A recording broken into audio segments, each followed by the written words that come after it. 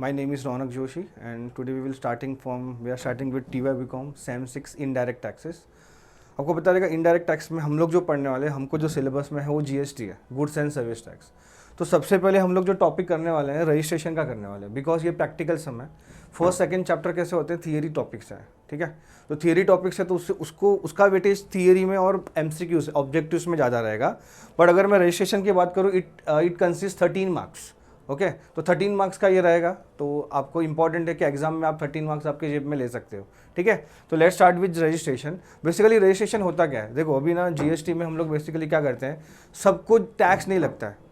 GST is a indirect tax, और जो indirect tax होता है वो सबको टैक्स नहीं लगता है। कुछ क्राइटेरिया रहेगा, अगर आप वो फुलफिल करोगे देन ओनली आपको टैक्स लगेगा, अदरवाइज टैक्स लगेगा नहीं। तो let's start with new topic that is called as registration. अभी रजिस्ट्रेशन में हमको चेक क्या करना पड़ता है, हम क्या देखते हैं जिसके बाद हमको टैक्स लगेगा। समझ में आ रहा है मैं क्या बोल रहा हूँ। जीएसटी मैंने क्या बोला, इज अ इनडायरेक्ट टैक्स, ठीक है। तो फर्स्ट स्टार्ट करते हैं जीएसटी में। जीएसटी में हम लोग ना टर्नओवर देखते हैं। क्या देखते हैं, turnover. Turnover means sales. Turnover का मतलब क्या होता है, सेल्स। टर्नओवर का मतलब क्या होता है, सेल्स। हम ना सेल्स देखेंगे, अगर वो पर्सन का सेल्स एक अमाउंट के ऊपर अगर जाता है, एक लेवल थ्रेशोल्ड लिमिट बोलते हैं उसको, क्या बोलते हैं, थ्रेशोल्ड लिमिट। अगर उस लिमिट के ऊपर जाता है तो हम लोग उसके ऊपर जीएसटी लगाएंगे, मतलब तो उसको जाके जीएसटी का रजिस्ट्रेशन करना है, अदरवाइज उसको जीएसटी का रजिस्ट्रेशन करना नहीं है। समझ में आ रहा है मैं क्या बोल रहा हूँ। तो हम लोग चेक करते हैं आज कि क्या हमको देखना पड़ता है जीएसटी के रजिस्ट्रेशन के लिए। तो यहाँ पर आप देख सकते हो, यहाँ पर क्या लिखा है, जीएसटी में जो पर्सन होता है, जो टैक्सेबल पर्सन होता है, जो जीएसटी का रजिस्ट्रेशन करता है, उसको हम लोग बोलते हैं सप्लायर। क्या बोलते हैं, सप्लायर, ठीक है। और ये ना जीएसटी का रजिस्ट्रेशन का रिक्वायरमेंट है कि क्या क्या रिक्वायरमेंट रहेगा, और उस हिसाब से आपको जीएसटी का रजिस्ट्रेशन करना है, ठीक है। तो हम लोग देखते हैं फर्स्ट, अभी हमको करना क्या है, एक्सक्लूसिवली सप्लाई ऑफ सर्विस और सप्लाई ऑफ नोटिफाइड गुड्स और supply both goods and services. अभी बेसिकली होता क्या है इसमें, हम लोग अभी देखते हैं कैसे रजिस्ट्रेशन में, ठीक है। तो हम लोग रजिस्ट्रेशन में कैसे देखते हैं कि हम लोग टर्नओवर देखेंगे। क्या देखेंगे, टर्नओवर। यहाँ पर ना 3 अमाउंट है थ्रेशोल्ड लिमिट का। कितना अमाउंट है, 3। मैं अगर बात करूँ, पहले है 10 लाख, 20 लाख और 40 लाख। क्या बोला मैंने, 10 लाख, 20 लाख और 40 लाख, ठीक है। ये 3 हम लोग को टर्नओवर, थ्रेशोल्ड टर्नओवर देखना है। इसके बेसिस पे आपको जीएसटी का रजिस्ट्रेशन करना है। समझ में आया मैंने क्या बोला, ठीक है। 10 लाख, 20 लाख, 40 लाख। आप बोलोगे सर कभी 10 लाख यूज होगा, कभी 20 लाख देखने का, कभी 40 लाख देखने का। क्या बोल रहा हूँ मैं, कभी 10 लाख देखने का फॉर रजिस्ट्रेशन, कभी 20 लाख देखने का फॉर रजिस्ट्रेशन, कभी 40 लाख देखने का रजिस्ट्रेशन, ठीक है। तो मैं आपको बताता हूँ, देखो ये स्पेशल स्टेट दिख रहे हैं आपको, MMNT। क्या नाम है इसका, MMNT। पहले मैं 10 लाख का बता रहा हूँ, 10 लाख का, ठीक है। क्या देखने का, MMNT। MMNT का मतलब होता है मणिपुर, मिजोरम, नागालैंड, त्रिपुरा। अगर ये 4 स्टेट्स अगर है, क्वेश्चन में अगर ऐसा पूछा है ये 4 स्टेट के बारे में कुछ अगर इन्फॉर्मेशन गिवन है, तो उस टाइम पे हमारा जो लिमिट रहेगा कितना रहेगा, 10 लाख रहेगा। हमको 10 लाख देखना है टर्नओवर। फॉर एग्जांपल एक पर्सन है, उसका अगर सेल हुआ 10 लाख, 12 लाख, 10 लाख के ऊपर, तो जीएसटी के रजिस्ट्रेशन के लिए एलिजिबल है, ठीक है। और वो पर्सन किधर का होना चाहिए, मणिपुर, मिजोरम, नागालैंड और त्रिपुरा। अगर ये 4 जगह का रहेगा अगर, ठीक है, तो उसको क्या होगा, जीएसटी रजिस्ट्रेशन कंपलसरी है। तो समझ में आया मैंने क्या बोला। तो 10 लाख का लिमिट कभी देखने का, जब भी अगर वो पर्सन ये 4 स्टेट से है। तो कौन सा स्टेट बोला मैंने, मणिपुर, मिजोरम, नागालैंड और त्रिपुरा। समझ में आया मैंने क्या बोला, ठीक है। उसके बाद तो 10 लाख का क्लियर है आपको। उसके बाद 20 लाख का भी हम लोग देखते हैं। देखो 20 लाख है ना, 20 लाख बेसिकली हम लोग ना सर्विसेज के लिए तो देखते ही हैं। 20 लाख एक्चुअली ना 3 चीज़ के लिए देखते हैं। पहला है सर्विस, कुछ भी कोई भी अगर सर्विस प्रोवाइडर है, देखो in GST, you know about GST के अंदर है ना एक सप्लाई करके एक वर्ड है। क्या वर्ड है, सप्लाई। और सप्लाई वर्ड जो है उसका बहुत ब्रॉड टर्म है। Supply means sales, supply means transfer, supply means barter, supply means exchange, supply means leasing, renting, disposal, supply means services, ठीक है। मतलब सप्लाई के अंदर बहुत सारा चीज़ आ गया, क्योंकि इसके पहले जो इनडायरेक्ट टैक्सेस था ना, उसके अंदर बहुत सारे टैक्सेस थे। इनडायरेक्ट टैक्स के अंदर पहले वैट था, सर्विस टैक्स था, एक्साइज ड्यूटी था जो मैन्युफैक्चरिंग पे लगता था, बहुत सारे अलग अलग टैक्सेस थे। उसको सब क्या किया है उन लोगों ने, सब सम किया है। सब सम बोलेगा तो एक साथ कर दिया। तो 1 नेशन 1 टैक्स मतलब GST. No doubt custom duty भी प्रिवेल करता है, ऐसा नहीं है। इनडायरेक्ट टैक्स में बेसिकली 2 है, एक जीएसटी है और दूसरा क्या है, इनडायरेक्ट टैक्स, कस्टम है, ठीक है।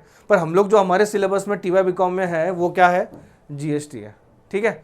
तो मैं आपको भी बता रहा हूँ कि 10 lakhs का आपको क्लियर हुआ। 10 lakhs किसके लिए है? अगर ये 4 स्टेट रहेगा तो, अगर 4 स्टेट वाले हैं, for example I am staying at Nagaland, if I am a service provider of a Nagaland, if my sales cross the limit, threshold limit of 10 lakhs, then I am liable for registration.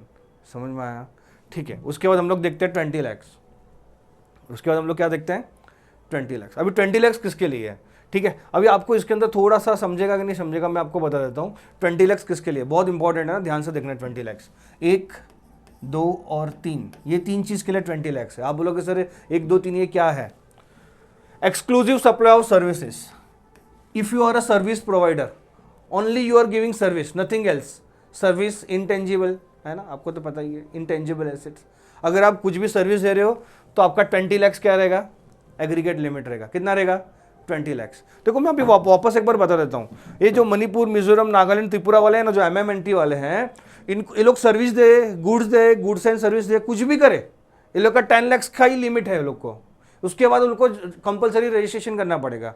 समझ रहे हैं? ये north east वाले जो हैं मतलब states, वो बहुत छोटे हैं, बराबर, तो वहाँ पर लोग का ज़्यादा टर्नओवर नहीं रहेगा। गवर्नमेंट को मालूम है GST कैसा है, बहुत प्रैक्टिकली वो लोग ने ड्राफ्ट किया है इंडिया के अंदर, एक एक स्टेट को पूरा देख के, इंडिया का कल्चर को देख के, इंडिया का बिजनेस का सेंटीमेंट्स देख के बाद में पूरा किया गया है लोग ने, बराबर है। तो ये जो 10 lakhs है, ठीक है, इसका कुछ भी बेचे, मतलब मिजोरम वाला अगर, मणिपुर वाला अगर गुड्स बेच रहा है तो भी 10 lakhs, सर्विस दे रहा है तो भी 10 lakhs, गुड्स एंड सर्विस दे रहा है तो भी 10 lakhs। बट अगर मैं यहाँ पर बात करूँ एक्सक्लूसिव सप्लाई ऑफ सर्विस, अगर आप खाली सर्विस दे रहे हो और ये 4 स्टेट छोड़ के कोई भी स्टेट में हो, देखो वापस बोल रहा हूँ मैं, इंडिया में 28 स्टेट्स हैं, 8 यूनियन टेरिटरी है। वापस बोल रहा हूँ, कितने स्टेट्स? 28 स्टेट्स, 8 यूनियन टेरिटरी, उसके अंदर 3 स्टेट लेजिस्लेचर है। जो 3 यूनियन टेरिटरी है, समझ रहे हैं, दिल्ली, पौंडीचेरी एंड जम्मू कश्मीर, ये जो 3 यूनियन टेरिटरीज हैं, ये विथ स्टेट लेजिस्लेचर है। विथ स्टेट लेजिस्लेचर का मतलब होता है कि इसके अंदर ना चीफ मिनिस्टर होते हैं, इसके अंदर गवर्नमेंट का, सेंट्रल गवर्नमेंट का नहीं चलता है, CM रहते हैं इसके अंदर। जैसे दिल्ली में है ना CM है, जम्मू कश्मीर, तो हर एक जगह पे है ना CM रहते हैं, वहाँ उसको बोलते हैं स्टेट लेजिस्लेचर। समझ में आया मैंने क्या बोला? ठीक है, तो हम लोग यहाँ पर देखते हैं, अगर कोई पर्सन, देखो वापस मैं अभी बोलता हूँ, GST बोलो कि इनकम टैक्स बोलो, पर्सन डेफिनेशन है वो broad term. When I talk about person, person means इधर खाली मेल फीमेल के बारे में बात नहीं होती है। जब भी मैं पर्सन के बारे में बात करूँ उधर मेल फीमेल के बारे में बात नहीं होती। मैंने क्या बोला? Person means individual, person means male, female, sole trading concern, partnership form, private company, public company, university, yes, joint stock company, सब जितने भी हैं ये सब चीज़ें, ये सब किसके अंदर आता है?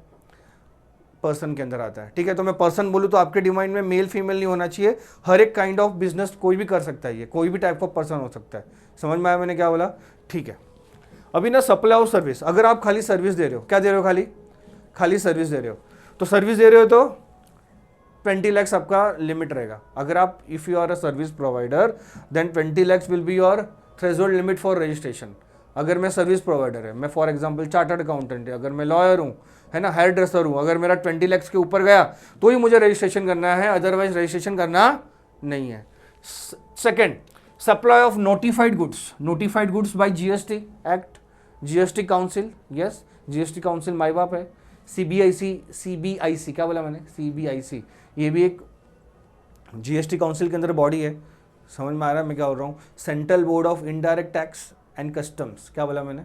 Central board of indirect tax and custom. आपको पता होना चाहिए कौन है भाई, इसका जन्मदाता कौन है, इसको कौन मतलब जन्म दिया है, नोटिफाइड गुड्स कौन बताने वाला है, कौन बता रहा है ना कि क्या क्या है। देखो नोटिफाइड गुड्स ये सब रहता है, आइसक्रीम हो गया, नोटिफाइड गुड्स देखते हैं हम लोग। पहला क्या है? आइसक्रीम, पान मसाला, टोबैको, फ्लाई ऐश ब्रिक्स, जो सीमेंट के जैसे एक ब्रिक्स होते हैं, जो आजकल बिल्डिंग में जो बनते हैं, मतलब वो डायरेक्ट ब्लॉक्स लगाते हैं, ठीक है, वो है, वो फ्लाई ऐश ब्रिक्स होते हैं। ब्रिक्स ऑफ फॉसिल मिल्स, मतलब बिल्डिंग ब्रिक्स, अर्थन जो मिट्टी का सब बनता है, ये जो 7 नेम्स है नोटिफाइड गुड्स है। अगर आप इसका कोई भी बिजनेस अगर कर रहे हैं तो आपको 20 lakhs तक क्या है? रजिस्ट्रेशन नहीं करने का। 20 lakhs के बाद आपको रजिस्ट्रेशन के लिए आप एलिजिबल हो, अदरवाइज करना नहीं है। आपको मैं ये बता दूं, इसका जो सेक्शन है ना, इसका सेक्शन है 22, रजिस्ट्रेशन का जो सेक्शन का जो सीरीज स्टार्ट होता है सेक्शन 22 से लेके 30 तक, ठीक है। तो हम लोग अभी जो पढ़ रहे हैं ना कि लिमिट हमको जो दिया है, ठीक है, क्या लिमिट रहना चाहिए, तो वो स्टार्ट होता है सेक्शन 22 से। किससे स्टार्ट होता है? सेक्शन 22 से, ठीक है। ठीक है, तो अभी मैंने फर्स्ट क्या बोल रहा था, exclusive supply of service. If you are providing service, whole only service, तो 20 लैक्स आपको 20 लैक्स तक वेट करना है, उसके बाद रजिस्ट्रेशन लेना है वापस। If you are provider of notified goods as per GST act, GST council, तो आपको वापस 7 नेम्स है, ये 7 आपको TY-BCom में इतना ये नाम परेशान नहीं करेंगे, आपको इसके ऊपर इतना क्वेश्चन टेस्ट नहीं होगा ये नोटिफाइड गुड्स के ऊपर, पर देन ऑल्सो हम लोग देख लेते हैं कि ये 7 नोटिफाइड गुड्स है, ठीक है। अगर ये नोटिफाइड गुड्स के अगर कोई बिजनेस करता है तो उसका 20 लैक्स का क्या रहेगा, रजिस्ट्रेशन का लिमिट रहेगा, ठीक है। उसके बाद लास्ट है, अगर कोई पर्सन बोथ करता है, गुड्स भी और सर्विस भी, अगर कोई पर्सन है जो गुड्स भी प्रोवाइड कर रहा है और साथ सर्विस भी प्रोवाइड करता है। फॉर एग्जांपल एक सैमसंग सर्विस सेंटर है, तो सैमसंग सर्विस सेंटर वाला क्या करता है, सर्विस तो देता ही है, मोबाइल रिपेयरिंग का तो काम करता ही है, मतलब वो सर्विस हो गया, पर उसके साथ चार्जर भी बेचता है, मोबाइल भी बेचता है, तो मतलब वो सर्विस भी दे रहा है और गुड्स भी दे रहा है। तो अगर ऐसा कोई पर्सन है जो गुड्स भी दे रहा है और सर्विस भी दे रहा है, तो उस टाइम पे उसको कितना लगेगा लिमिट, 20 लाख रुपीस। अगर 20 लैक्स अगर वो क्रॉस करता है then is eligible for registration, otherwise उसको रजिस्ट्रेशन करने की जरूरत नहीं है। समझ में आ रहा है मैं क्या बोला? तो ये 3 चीज को अपने को याद रखना है, ठीक है। ये 3 चीज अगर रहेगा तो अपने को 20 लाख तक का लिमिट तक वेट करने का, और 20 लाख के ऊपर अगर जाएगा तो आपको जीएसटी के रजिस्ट्रेशन के लिए एलिजिबल हो आप, अदरवाइज रजिस्ट्रेशन करने की जरूरत नहीं है, ठीक है। अभी आप बोलोगे सर इसके अंदर कुछ 10 लाख लिखा है, देखो जहां पर 10 लाख लिखा ना, याद रखने का वो MMNT है। कौन है? MMNT। अगर ये चारों स्टेट से अगर कोई भी, ये चारों स्टेट से अगर कोई भी पर्सन अगर सप्लाई करता है, क्या बोला मैंने, देखो यहाँ पर मैं अगर वर्ड सप्लाई बोलूँ ना, इसका मतलब ये मत बोलना कि गुड्स है, इधर सप्लाई का मतलब भी सर्विस हो गया। सप्लाई का मैंने क्या बोला, ब्रॉड डेफिनेशन, हम लोग आगे करेंगे, वो भी करने वाले। हम लोग ने फर्स्ट रजिस्ट्रेशन का चैप्टर इसलिए स्टार्ट किया क्योंकि ये हमारे हाथ में 12 to 13 मार्क्स का ये सब्जेक्ट है, पूरा हाथ में है कि नहीं। थोड़े मिनट्स में ही ये चैप्टर अपने को आ जाएगा और हम लोग इसमें पूरा का पूरा स्कोर कर पाएंगे और हमारा एक भी मार्क्स इसमें से जाएगा नहीं, इसलिए हम लोग ने रजिस्ट्रेशन का चैप्टर स्टार्ट किया है। समझ में आ रहा है मैं क्या बोल रहा हूँ? ठीक है, तो आपको ये क्लियर हुआ रजिस्ट्रेशन का, ठीक है। अभी आप बोलोगे सर 40 लैक्स, ठीक है, तो अभी देखो ध्यान से देखना, अभी यहाँ पर भी वापस एक 20 लैक्स है, देखो ये भी एक स्टेट्स है ना, इसका नाम अपन ना याद रखेंगे शॉर्टकट करने के लिए, पूमास याद रखने का, क्या रखने का, PUMAS, पूमास टी, है ना, जो नाम है अरुणाचल प्रदेश, तेलंगाना, उत्तराखंड, मेघालय, पौंडीचेरी और सिक्किम। अगर ये स्टेट से भी अगर कोई बिलोंग करता है तो उसको भी जो लिमिट रजिस्ट्रेशन का रहेगा वो क्या रहेगा, 20 लैक्स रहेगा। क्या रहेगा? 20 लैक्स। समझ में आ रहा है मैं क्या बोल रहा हूँ? ठीक है, और ये सब छोड़ के, ये जितने भी स्टेट्स हैं सबको छोड़ के जो दूसरे सबका जो रजिस्ट्रेशन का जो लिमिट रहेगा वो क्या रहेगा, 40 लैक्स। समझ में आया मैंने क्या बोल रहा हूँ? मतलब यहाँ पर अपने पास 3 लिमिट है, वापस एक बार बोल रहा हूँ मैं, we have 3 limits, first is 10 lakhs, 20 lakhs and 40 lakhs. Now we are looking that which amount will be, okay. तो पहले 10 लैक्स किसको लगेगा, 20 लैक्स किसके लिए है, 40 लैक्स किसके लिए, वापस एक बार हम लोग देखते हैं। 10 लैक्स किसके लिए मैंने बोला, if person belongs to Manipur, Mizoram, Nagaland, Tripura, अगर ये 4 स्टेट्स को if you are belonging, then आपको 10 लैक्स लिमिट है रजिस्ट्रेशन का। अगर मेरा 9 लैक्स का हुआ रजिस्ट्रेशन तो आपको 9 लैक्स का अगर मेरा समझो टर्नओवर हुआ तो आपको रजिस्ट्रेशन करने की जरूरत है, नहीं करना है। आप लोग सर 11 लाख हुआ तो करना पड़ेगा, ठीक है। तो 10 लैक्स का वापस क्लियर, ठीक है, मैं वापस रिवाइज करवा रहा हूँ। 20 लैक्स कभी एप्लीकेबल है, 20 लैक्स जब भी आप ये 3 रहेगा तो एक्सक्लूसिव सप्लाई ऑफ सर्विस, अगर खाली आप सर्विस प्रोवाइड हो, दूसरा नोटिफाइड गुड्स, तीसरा गुड्स और सर्विस दोनों आप प्रोवाइड कर रहे हो, और चौथा अगर आप ये 6 जो है 1 2 3 4 5 6 ये 6 स्टेट्स को बिलोंग करते हो तो आपको कितना लगेगा, 20 लैक्स का लिमिट अगर आपको एलिजिबल है, अदरवाइज आपको टेंशन लेने की ज़रूरत नहीं है, ठीक है। उसके बाद लास्ट 40 लैक्स मतलब rest of the states. Rest of the states आपको मैं बोला ही, वी हैव 28 स्टेट्स, है ना, 28 में थे ये 4 निकाल दो और बाद में इसका 10 निकाल दो, मतलब जो बाकी का जो 18 बचा उसके लिए जो एप्लीकेबल रहेगा वो कितना रहेगा, 40 लैक्स रहेगा फॉर रजिस्ट्रेशन लिमिट। समझ में आया? इसका सेक्शन क्या था, सेक्शन 22, ठीक है। तो हम लोग अभी नेक्स्ट सम स्टार्ट करते हैं, ठीक है, हम लोग सम स्टार्ट करते हैं। मैंने पास्ट पेपर्स और सबका लेके ही पूरा सम्स किया है, ये जितने भी हम लोग सम्स करेंगे ना, अगर हम लोग ने इतना भी एग्जाम के लिए किया तो कोई प्रॉब्लम नहीं है, हमारा पूरा का पूरा मार्क्स हो जाएगा, इसके अंदर कवर हो जाएगा, कोई प्रॉब्लम नहीं है, ठीक है। तो लेट्स स्टार्ट। क्या लिखा है देखो, Mrs Sathe brothers provide the details of transaction for the business, ठीक है। एंड देखो हम लोग है ना, ये सम हम लोग जो सॉल्व कर रहे हैं उसके पहले हम लोग को 2-3 चीज़ याद रखना है, उसके बाद हम लोग सम स्टार्ट करते हैं, ठीक है। तो हम लोग एक बार देखते हैं, रुको मैं आपको बताता हूँ हमको पहले स्टार्ट क्या करना है, ठीक है। अभी देखो यहाँ पर 3 चीज़ देखना है। हम लोग रजिस्ट्रेशन का जो सम स्टार्ट करेंगे ना, तो सम स्टार्ट करने के पहले हम लोग को ना 3 से 4 चीज़ देखना पड़ेगा।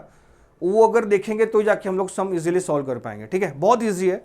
फर्स्ट अपने को देखने का कौन सा स्टेट है, पहले क्या हम लोग को चेक करने का, what we have to check कि वो कौन, ये जो बिजनेस प्रोवाइडर है, जो सप्लायर है, ठीक है। यहाँ पर सप्लायर वर्ड यूज करूंगा मैं, भले वो सर्विस प्रोवाइडर रहेगा कि गुड सेलर रहेगा, मैं क्या वर्ड यूज करूंगा, नहीं तो आप टैक्सेबल पर्सन यूज करूंगा, सप्लायर यूज करूंगा, नहीं तो क्या यूज करूंगा, टैक्सेबल पर्सन। जीएसटी के अंदर वैसे ही होता है, ठीक है। तो ये जो टैक्सेबल पर्सन है वो कौन से स्टेट को बिलोंग करता है, पहले वो देखने का, क्या देखने का, कौन से स्टेट को बिलोंग करता है। फॉर एग्जाम्पल अगर वो मिजोरम से होते हैं, MMNT वाला याद है, मिजोरम से अगर बिलोंग करता है तो हमारे लिए सम बहुत इजी हो जाएगा ना। उसलिए मैं बोलता हूँ सबसे पहले क्या देखने का, स्टेट देखने का, ठीक है। तो स्टेट देखूंगा कि अगर वो बिलोंग करता है मिजोरम को, ठीक है। अभी वो मिजोरम को अगर बिलोंग करता है, इसका मतलब हो गया कि टेंशन ही नहीं, आगे देखने की जरूरत ही नहीं। अगर MMNT वाले रहेंगे ना, आगे जो मैंने बोला ना, सेकंड चीज देखना है, थर्ड देखना है, फोर्थ देखना है, ये आगे का 3 देखना ही नहीं पड़ेगा। क्यों? क्योंकि अगर मैंने देखा कि वो मिजोरम का है तो आग बंद करके देख लेने का कि भाई उसको देख, ये भी नहीं देखने का कि वो गुड्स बेच रहा है, वो भी नहीं देखने का कि सर्विस दे रहा है, ये भी नहीं देखने का कि नोटिफाइड गुड्स दे रहा है, ये भी नहीं देखने का कि गुड्स एंड सर्विस दे रहा है, कुछ भी नहीं देखना पड़ेगा MMNT के लिए, क्योंकि उसके लिए एकदम फिक्स लिमिट रखा है, दैट इज 10 लाख। कितना रखा है? 10 लाख। तो सबसे पहले हमको ये देखने का, स्टेट अगर हम लोग देखेंगे ना तो क्या हो जाएगा, हमको बहुत ईजी हो जाएगा। स्टेट देखेंगे ना तो हमको बहुत इजी हो जाएगा। तो first step what we have to check, state check. We have to देखने का कि स्टेट कौन से स्टेट का है, ठीक है। तो मैंने बोला कि मिजोरम का है, अरे यार मिजोरम का है, ठीक है यार, तो टेंशन नहीं है, देखने की जरूरत नहीं है, 10 लाख ही आ जाएगा। पर अगर मैं बोलूँ महाराष्ट्र का है, अभी आपने देखा we have 10 states, specific 10 states बताया था, 4 स्टेट्स का बोला था 10 लाख MMNT वाला, और दूसरा जो 6 का बोला था मैंने पूमास टी, ठीक है, उसका बोला था 20 लाख। तो वो 10 छोड़ के जितने 18 हैं, तो 18 में महाराष्ट्र आता है फॉर एग्जांपल। तो महाराष्ट्र में अगर क्वेश्चन में दिया है कि the person, the supplier, the taxable person belong to Maharashtra, तो आप देखोगे स्टेट, हाँ महाराष्ट्र, वेरी गुड, चलो ये एक काम हो गया हमारा। तो दूसरा हम लोग देखेंगे कि वो पर्सन गुड्स प्रोवाइड कर रहा है, सेल्स सर्विस दे रहा है, कि गुड्स एंड सर्विस दोनों दे रहा है।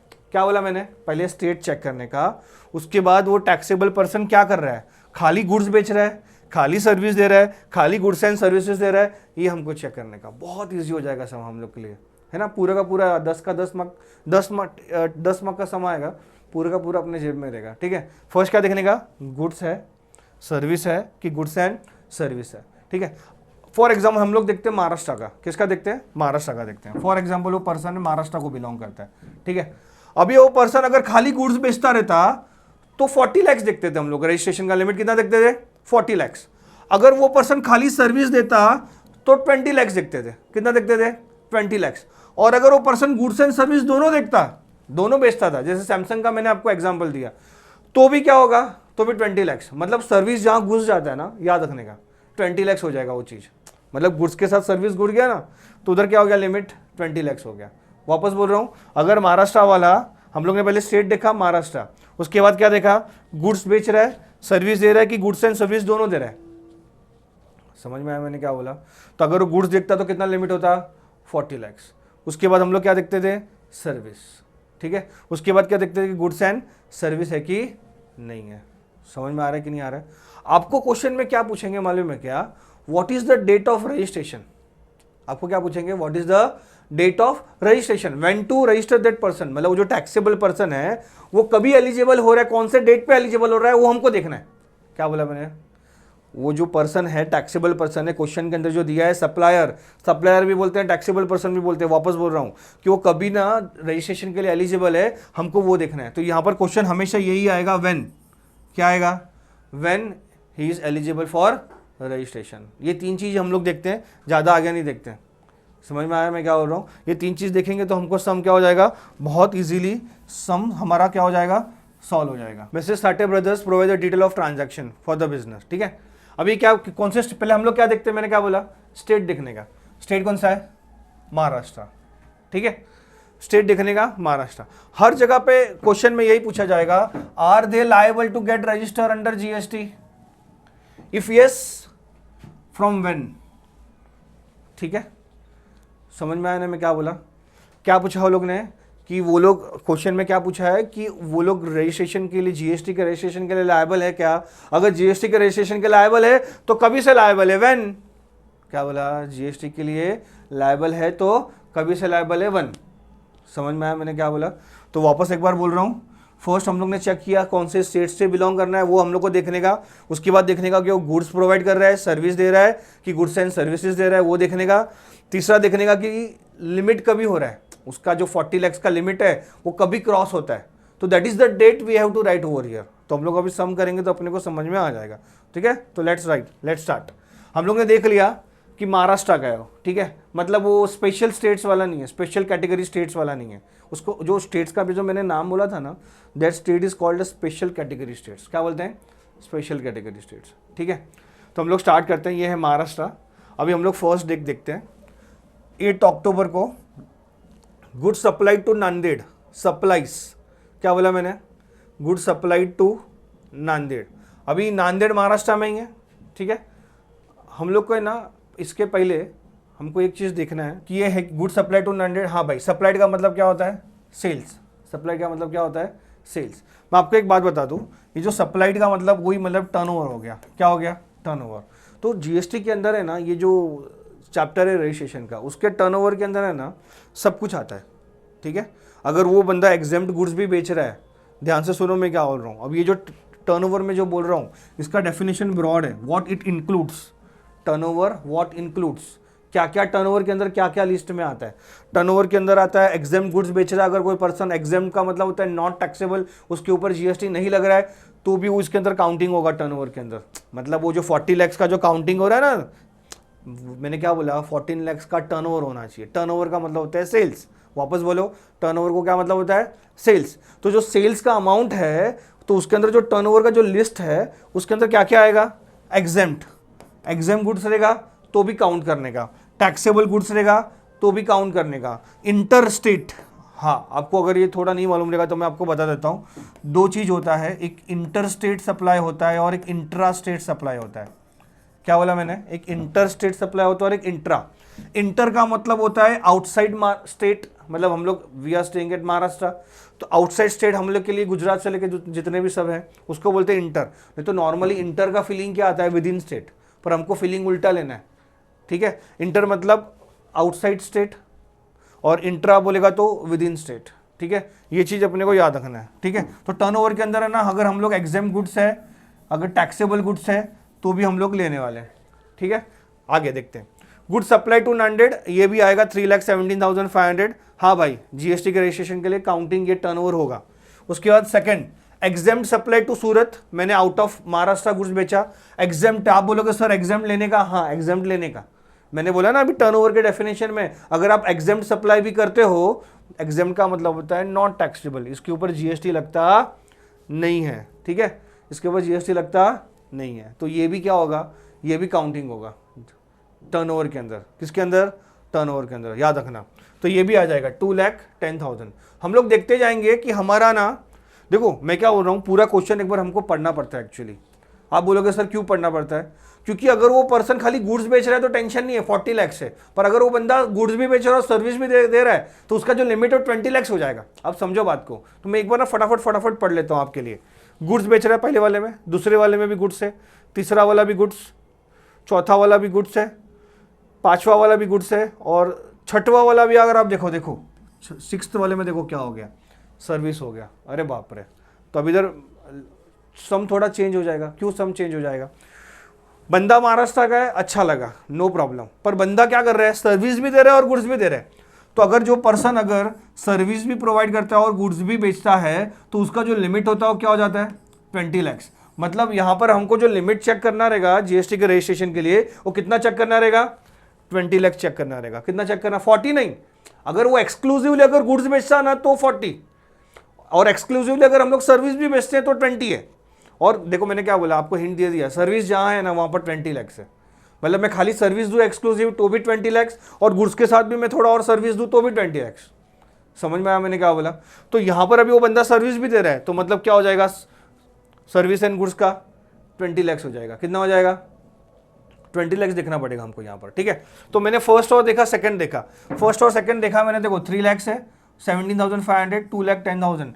तो अगर आप थोड़ा सा भी ओवरली दिमाग लगाओगे तो 5 लाख तक ही हो रहा है, 5,27,000 तक ही हो रहा है, 27,500 तक। तो अब तक तो 20 लाख हुआ नहीं है, हमको 20 लाख चेक करना है। तो फर्स्ट सेकंड हो गया, क्योंकि हमको रुकना पड़ेगा, क्योंकि क्वेश्चन में हमको डेट पूछा है कि कौन से डेट को द पर्सन, टैक्सेबल पर्सन, मतलब जो अनरजिस्टर्ड पर्सन है वो रजिस्ट्रेशन कभी करे। मेरा बात समझ रहे हो मैं क्या बोल रहा हूँ? हमको ना 20 lakhs तो ढूंढने का, पर 20 lakhs कभी फुलफिल हो रहा है ना लिमिट, वो हमको देखना है। क्योंकि क्वेश्चन में हमको क्या पूछा है, फ्रॉम व्हेन। जीएसटी के रजिस्ट्रेशन के लिए लायबल है, अच्छी बात है, बहुत अच्छा लगा आप बोल के आपने बोला, बट जीएसटी का रजिस्ट्रेशन कभी कौन से डेट पे करना है वो हमको देखना है। समझ में आया मैंने क्या बोला?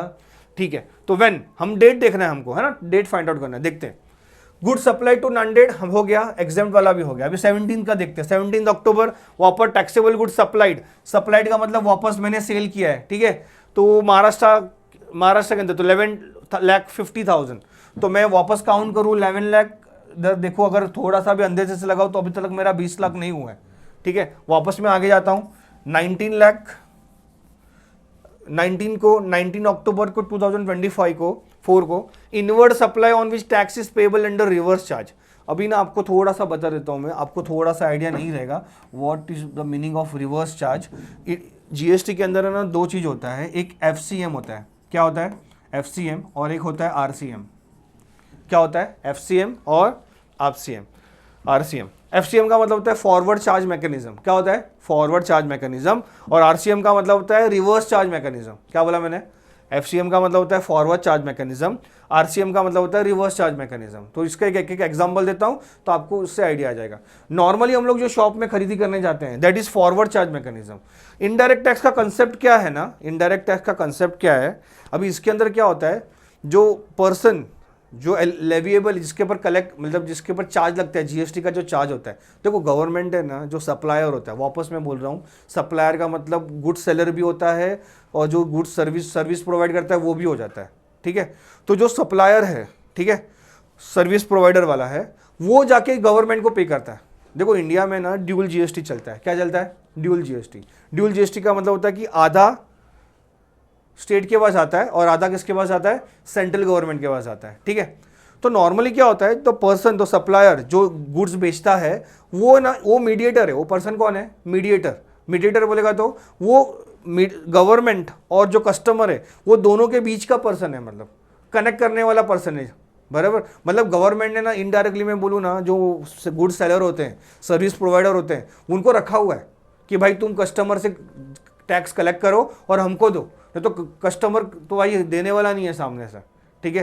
तो उसलिए लोग ने ना इनडायरेक्ट टैक्स स्टार्ट किया। इनडायरेक्ट टैक्स में रेवेन्यू काफ़ी अच्छा है। मैं लास्ट क्वार्टर के बारे में बात करूँ तो भी 1,75,000 करोड़ कमाया है कि नहीं। तो काफ़ी अच्छा रेवेन्यू कमा के जीएसटी अपने कंट्री को दे रहा है, ठीक है। इसके पहले बहुत सारे जीएसटी मतलब इनडायरेक्ट टैक्सेस थे, मतलब 15 से 20 से ज़्यादा ही रहेंगे इनडायरेक्ट टैक्सेस। इतना सारा मिलके भी ना, इतना रेवेन्यू खाली जीएसटी अकेले ने लेके आया, उतना मिलके भी वो लोग का नहीं होता था।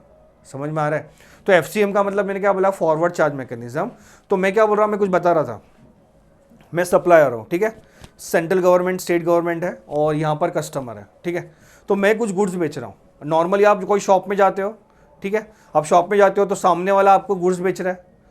तो अभी इसमें क्या होता है ना, जो गुड्स बेचने वाला होता है ना, वो कस्टमर से गुड्स का पैसा भी लेता है और जीएसटी भी लेता है, ठीक है। बाद में कस्टमर से लेने के बाद वो जाके सेंट्रल गवर्नमेंट को और स्टेट गवर्नमेंट को देता है, ठीक है। तो सप्लायर अपने पास नहीं रखने वाला है जीएसटी, किसको देने वाला है? सेंट्रल एंड स्टेट गवर्नमेंट को। मतलब अगर कल उठ के, आपको पता है, कल उठ के अगर ना कस्टमर ने अगर जीएसटी नहीं दिया ना, तो जो सप्लायर है ना उसको देना पड़ता है जीएसटी। आप समझ रहे हो मैं क्या बोल रहा हूँ? वापस बोल रहा हूँ, नॉर्मली क्या होता है, हम मार्केट में गुड्स बेचते हैं, सर्विस प्रोवाइड करते हैं, तो सामने वाला जो पर्सन होता है उसको बोलते हैं रिसिपिएंट। जीएसटी के भाषा में जो सामने हम लोग जिसको गुड्स बेच रहे हैं ना, सर्विस दे रहे हैं ना, उस पर्सन को क्या बोलते हैं हम लोग? रिसिपिएंट बोलते हैं। तो जो रिसिपिएंट होता है उससे ही हम लोग जीएसटी कलेक्ट करते हैं। तो बहुत बार ऐसा भी सिनेरियो होता है कि वो भाई साहब नहीं देगा, वो बोलेगा कि यार तेरे को देने का तो दे भाई, मैं नहीं देने वाला हूँ। तो गवर्नमेंट को भी अपना रास्ता निकालना पड़ता है बहुत बार। तो गवर्नमेंट बहुत बार क्या बोलता है कि जो सर्विस का जो पैसा वहाँ से मिला हुआ है, जो जीएसटी जो पैसा अमाउंट है, उसको इंक्लूसिव ऑफ जीएसटी मान के देना पड़ता है, ठीक है। वो फंडा बाद में हम लोग देखेंगे, पर मेरा बोलने का मतलब कैसा है ना, एफसीएम के अंदर कैसा होता है, FCM के अंदर कि हम लोग सामने वाले से रिसिपिएंट से GST लेते हैं और जाके गवर्नमेंट को पे करते हैं, मतलब बर्डन शिफ्ट करते हैं हम लोग। समझ रहा है मैं क्या बोल रहा हूँ, समझ रहा है? मैं जो है ना खाली गुड्स मेरे पे ना GST चार्ज होगा, पर उसका जो लेवी होगा, क्या बोलते हैं चार्ज को, क्या बोलते हैं लेवी बोलते हैं, इंसिडेंस बोलते हैं, पर उसका जो बर्डन आएगा, इम्पैक्ट आएगा, पिंच होगा, किसको होगा? कस्टमर को होगा। तो कस्टमर से मैं कलेक्ट करूंगा, रिसिपिएंट से मैं रिसिपिएंट वर्ड यूज़ करूंगा, कस्टमर यूज़ नहीं करूंगा, GST पढ़ रहे हैं। रिसिपिएंट से मैं GST कलेक्ट करूंगा और जाके गवर्नमेंट को देने वाला हूँ। That is what forward charge mechanism. Normally हम लोग दुकान में जाते हैं ना, गुड्स बेचते हैं, दुकान वाला हमसे GST लेता है, तो गुड्स दुकान वाला सेलर है, तो सेलर कस्टमर से GST लेता है, बाद में किसको पे करता है? गवर्नमेंट को पे करता है। ठीक है, that is called as FCM। RCM में थोड़ा उल्टा है। फॉर एग्जाम्पल मेरा कोई लीगल मैटर है, एग्जाम्पल लीगल मैटर का लेता हूँ। एक लीगल मैटर है, मैंने लॉयर को हायर किया, तो लॉयर ने बोला 1 लाख रुपया लेगा मैं सर्विस देने का, सर्विस प्रोवाइड करने का। तो बोला ठीक है भाई 1 लाख ले, अभी है तो देना ही पड़ेगा। तो उसका बिल आया, मैंने 1 लाख पे कर रहा था, तो मैंने उसको पूछा अरे सर 1 लाख आपको मैं पे कर रहा हूँ, तो मैं आपको लीगली पे कर रहा हूँ, तो आप मेरे से GST चार्ज नहीं कर रहे हो? तो बोला अरे बेटा ऐसा नहीं होता है, GST चार्ज मैं उसलिए नहीं कर रहा हूँ क्योंकि लॉ केस में, लीगल केस में RCM लगता है। लीगल केस में क्या लगता है? RCM। मतलब RCM सर? हाँ, RCM का मतलब ये होता है जो रिसिपिएंट होता है। कौन होता है? रिसिपिएंट, जिसने सर्विस लिया है, जिसने गुड्स खरीदा है, रिसिपिएंट। तो वो जाके क्या करेगा? GST पे करेगा। तो मैंने उसको बोला अरे बाप रे ऐसा। देखो मैं वापस बोल रहा हूँ, मैंने लॉयर का सपोर्ट लिया। Lawyer is the person who provide service. Normally in the case of GST the person who provide service will pay GST to government, but in case of lawyer, in case of RCM, ऐसे बहुत सारे cases हैं। मैं आपको एक example दिया, हम लोग केसेस के बारे में बाद में बात करेंगे, पर एक एग्जांपल मैंने खाली लीगल का आपका ले लिया। लीगल लॉयर जो रहते हैं वो लोग के इसमें RCM लगता है। समझ में आया मैंने क्या बोला? तो वो उसने क्या बोला मेरे को कि आपको खुद को रजिस्ट्रेशन करना पड़ेगा। तो मैंने बोला कि रजिस्ट्रेशन करना पड़ेगा GST का? बोलता बट ऑब्वियसली आपको GST का रजिस्ट्रेशन करना पड़ेगा और जाके आपको गवर्नमेंट को पे करना पड़ेगा। मतलब मैंने एक एग्जांपल दिया आपको लीगल का, लॉयर का, कि अगर लॉयर है तो उसको उस केस में मैं अगर सर्विस ले रहा हूँ लॉयर से, तो मैं कौन हूँ? रिसिपिएंट हूँ। वापस बोल रहा हूँ, एक लॉयर है, उस लॉयर ने मुझे सर्विस दिया, मतलब मेरा कुछ लीगल प्रॉब्लम रहेगा तो नॉर्मली तो लॉयर लोग को जो सर्विस प्रोवाइड करता है उसको ही GST पे करना पड़ता है, बट इस एक केस में रिसिपिएंट पे करता है, उसको बोलते हैं रिवर्स चार्ज मैकेनिज्म। क्या बोलते हैं? जिस केस में रिसिपिएंट पे करता है उसको क्या बोलते हैं हम लोग? Reverse charge mechanism. ठीक है, अभी आगे देखते हैं। ये एक्चुअली कंसेप्ट मैंने टाइम इसलिए लिया बताने में क्योंकि ये कंसेप्ट हम लोग ने देखा नहीं है, तो FCM RCM क्या होता है वो देखना हमको ज़रूरी था। समझ में आया? ठीक है, आगे देखते हैं।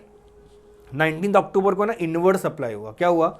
इनवर्ड सप्लाई का मतलब होता है मैंने परचेज किया। देखो आप रजिस्ट्रेशन कर रहे हो, मैंने बोला रजिस्ट्रेशन चेक करने के लिए टर्नओवर देखना रहता है। क्या देखने का? Turnover, sales. अभी इनवर्ड सप्लाई का मतलब होता है परचेस। समझ में आ रहा है मैं क्या बोल रहा हूँ? हमको तो ये सब देखने की भी जरूरत नहीं थी रिवर्स चार्ज, पर चलो मैं बस समझा दिया, चलो RCM क्या आपको समझ में आना चाहिए, बट मेरे को इधर से समझ में आएगा कि हमको ये नहीं लेना है, मैं चौकड़ी मारता हूँ इधर। ठीक है, क्यों? इनवर्ड सप्लाई, इनवर्ड सप्लाई का मतलब क्या हुआ? परचेस। और टर्नओवर के अंदर परचेस थोड़ी आता है, सेल्स रहेगा तो आता है, तो परचेस तो आता नहीं है। मतलब GST के लिमिट के लिए हम लोग ये जो है रिवर्स चार्ज वाला 50,000 वाला ये हम लोग लेने वाले नहीं है। ठीक है, अभी आगे देखते हैं। Goods supplied to Nandurbar Maharashtra. Maharashtra में और एक जगह पे हम लोग गुड्स बेच रहे हैं। समझ में आ रहा है? ठीक है, तो कितना पे बेच रहे हैं? 3,50,000। सप्लाई का मतलब वापस बोल रहा हूँ, सप्लाई का मतलब क्या होता है? सेल्स। उसके बाद 25 अक्टूबर service provided to Sangli Maharashtra 1,75,000, ये भी आएगा। हमने देखा कि कौन सा वाला खाली हमको नहीं लेना है, 19 अक्टूबर वाला जो है ना वो हम लोग खाली नहीं लेने वाले क्योंकि वो इनवर्ड सप्लाई। मैंने वापस बोल रहा हूँ, इनवर्ड सप्लाई मतलब होता है परचेस। तो परचेस टर्नओवर के डेफिनेशन में तो कैसे आएगा यार? सेल्स ही देखना है हमको, सिंपल बात है। ठीक है, तो ये हम लोग लेने वाले नहीं है। ये लेने का था, परचेस था, ये भी लिया, ये भी लिया, ये भी लिया, ये भी लिया। बट अभी हमको ये देखना है कि जो मेरा 20 लाख का लिमिट है वो कभी फुलफिल हो रहा है। 20 लाख का जो मेरा लिमिट है ना वो कभी फुलफिल हो रहा है, हमको वो देखना है। क्या बोला मैंने? 20 लाख का। ठीक है, तो हम लोग थोड़ा सा कैलकुलेशन अगर करने जाएंगे ना, देखो इधर तो टोटल हो रहा है 22,02,500, तो इसके कैलकुलेशन से भी तुमको थोड़ा सा आइडिया आ जाएगा कि ये जो 20 अक्टूबर है, 20 अक्टूबर, ठीक है, ये जो 20 अक्टूबर है, ठीक है, इस डेट पे मुझे लग रहा है कि 20 लाख फुलफिल हो रहा है। आप भी देखो, लग रहा है क्या? हो ही रहा है, पर आप तो भी देख लो, आपको आइडिया आ जाएगा। ये क्योंकि ना ये जो ये कैसा है ना, ये अगर हम लोग देखेंगे ना 1,75,000, ठीक है। 1,75,000 एक्स्ट्रा, 22 लाख में अगर 1,75,000 थोड़ा करे कैलकुलेशन तो आपको आइडिया जाएगा कि जब ये 3,50,000 का सेल हुआ ना, मतलब 20 अक्टूबर का जो सेल हुआ ना, तो उस टाइम पे हम लोग क्या हो गए, जीएसटी के लिए, रजिस्ट्रेशन के लिए लायबल हो गया। समझ में रहे? तो ये सब जितने भी टर्नओवर है जो एलिजिबल है वो सबको ऐड करना है, ऐड करेंगे और चेक करना है कि 20 लाख हो रहा है कि नहीं। तो ये 20 लाख से ज़्यादा ही हो रहा है, बट 20 लाख कभी हो रहा है वो डेट भी हमको देखना ज़रूरी हो जाता है। तो ठीक है, हम लोग तो थोड़ा नीचे देखते हैं। टोटल तो हुआ 22 लाख, बट 20 लाख कभी हो रहा है हमको देखना रहता है। तो यहाँ पर अपनी नोट में आप देख सकते हो, नोट्स देख सकते हो, यहाँ पर दिया है since turnover of Sathe brothers supplying both goods and services. देखो मैंने बोला ना पहले स्टेट देखने का और उसके बाद देखने का कि वो गुड्स प्रोवाइड कर रहा है, सर्विस दे रहा है कि गुड्स एंड सर्विस दोनों दे रहा है। तो ये बंदा गुड्स एंड सर्विस दोनों दे रहा है, ठीक है। तो इट एक्सीड 20 लाख। तो इस टाइम पे क्राइटेरिया क्या आ गया बाद में, गुड्स एंड सर्विस दोनों देगा तो 20 लाख आ जाएगा। तो हम लोग ने वो भी देख लिया, स्टेट देखा, बाद में सर्विस, ये 20 लाख से उसका वो भी देखा। उसके बाद देखो सेकंड नोट क्या दिया है, फर्स्ट नोट हो गया, ही should be liable for registration with effect from 20 अक्टूबर। देखा ना हम लोग ने ऊपर 20 अक्टूबर को, मतलब जब भी उसने सप्लाई किया नांदुरबर को 3.5 लाख का, 3,50,000 का, उस टाइम पे उसका 20 लाख का जो क्राइटेरिया था टर्नओवर का फॉर जीएसटी रजिस्ट्रेशन वो फुलफिल हो गया। तो उसने एग्जाम में अपने को पूछा है, क्या पूछा है कि वो जीएसटी के लिए एलिजिबल है कि नहीं। तो 22 लाख है, मतलब जीएसटी के लिए एलिजिबल है, तो एक आंसर दे दिया हम लोग ने क्वेश्चन का। तो दूसरा, कौन से डेट पे हो रहा है, तो हमको डेट ढूंढना है कि कभी 20 लाख हुआ, 22 लाख हुआ वो नहीं देखने का, 20 लाख कभी हुआ। जैसे 20 लाख होगा ना, उसके 30 डेज के अंदर रजिस्ट्रेशन करना पड़ता है जीएसटी का। समझ में आ रहा है मैं क्या बोल रहा हूँ? वैसा तो कभी हुआ जब गुड सप्लाई किया नांदुरबर को, तभी जीएसटी का रजिस्ट्रेशन हो करना पड़ेगा उसको। तो इधर क्या लिखा है, he should be liable for registration with effect from 20 October 2024। आगे का लिखा है, inward supply which taxable tax is payable in the reverse charge 50,000 is not to be included in the definition of turnover. क्योंकि ये भाई purchase है, inward मतलब purchase, outward मतलब सेल्स। अगर यहाँ पर आउटवर्ड होता तो हम लोग लेते थे, यहाँ पर इनवर्ड है, ये परचेस है, तो ये टर्नओवर के कैलकुलेशन में काउंटिंग नहीं होता है, इसलिए हम लोग लेंगे नहीं। तो ये क्वेश्चन यहाँ पर कंप्लीट होता है, ठीक है। तो हमको देखना था कि रजिस्ट्रेशन के लिए एलिजिबल है कि नहीं, तो एलिजिबल है वो देख लिया आपने, और कौन से डेट से एलिजिबल है, तो 20 अक्टूबर, तभी उसका 20 लाख कवर हुआ, 22 लाख कवर हुआ, अच्छा लगा, पर 20 लाख कभी कवर हुआ, हमको वो डेट देखना है, ठीक है, तब से उसका रजिस्ट्रेशन होगा। उसलिए ऐसा हम लोग को लिखने का कि वो गुड्स एंड सर्विस दोनों प्रोवाइड कर रहा है, तो हमको 20 लाख उसका रजिस्ट्रेशन के लिए देखना पड़ेगा, और उसका जो डेट है रजिस्ट्रेशन का जो फुलफिल हो रहा है टर्नओवर, वो कभी हो रहा है 20 अक्टूबर 2024। तो हम लोग अभी ये सम यहाँ पर खत्म करते हैं, दूसरा आगे का सम जो है हम लोग नेक्स्ट वीडियो में कंप्लीट करेंगे, ठीक है। चलो, थैंक यू सो मच।